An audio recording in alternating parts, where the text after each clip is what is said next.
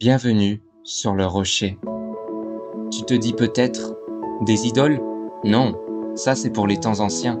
Moi je crois en Dieu, je ne me prosterne devant aucune statue. Mais si les idoles modernes ne sont plus en pierre ou en bois, elles n'en sont pas moins puissantes. Aujourd'hui elles se déguisent. Elles prennent la forme d'un écran qu'on consulte dès le réveil. Elles se glissent dans notre quête de performance, d'argent, de reconnaissance, et elles volent peu à peu la place que Dieu devrait avoir dans nos vies. Sans bruit, sans qu'on s'en rende compte. Une idole, ce n'est pas forcément une chose mauvaise en soi, mais c'est quelque chose qu'on élève au-dessus de Dieu. Tu n'auras pas d'autre Dieu devant ma face. Exode chapitre 20, verset 3.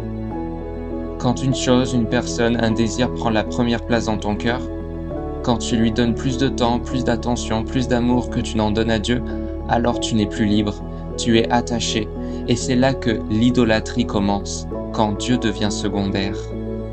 Elles ne sont pas toujours évidentes, mais elles nous entourent. Les réseaux sociaux, tu te lèves et c'est ton réflexe numéro 1.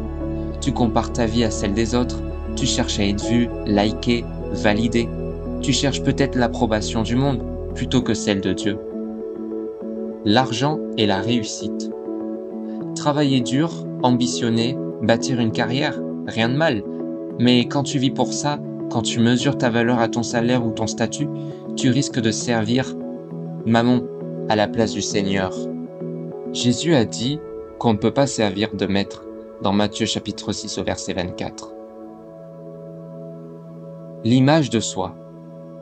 Vouloir être au top, toujours parfait, bien vu, admiré, mais si tu fais tout pour paraître et plus rien pour te rapprocher de Dieu, ton ego est devenu ton autel. Les relations.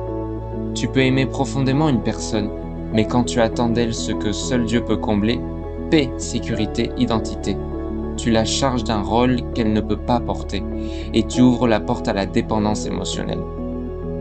Et les distractions, des séries, des jeux, de la musique, des sorties, si tu fuis l'intimité avec Dieu parce que tu es trop occupé ou toujours distrait, c'est peut-être une idole qui prend le dessus sur ta communion avec lui. Tu veux tester ton cœur? Pose-toi ces questions. À quoi je pense le plus souvent?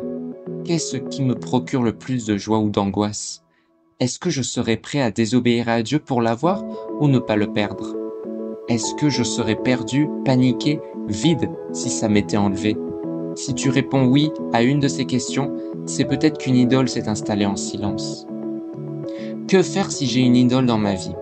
Première étape, reconnaître. Ne justifie pas, ne minimise pas.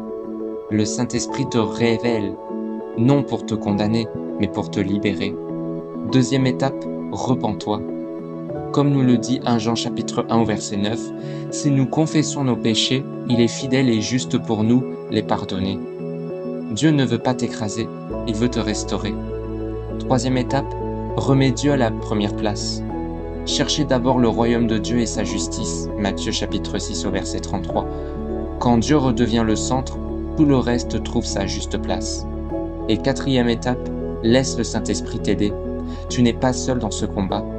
Il est celui qui brise les chaînes et restaure l'ordre dans ton cœur.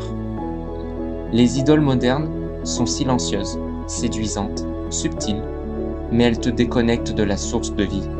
Elles te promettent la paix, mais te la volent. Elles te prennent ton temps, ton énergie, ton attention, et au final, elles t'éloignent de celui qui t'aime d'un amour éternel.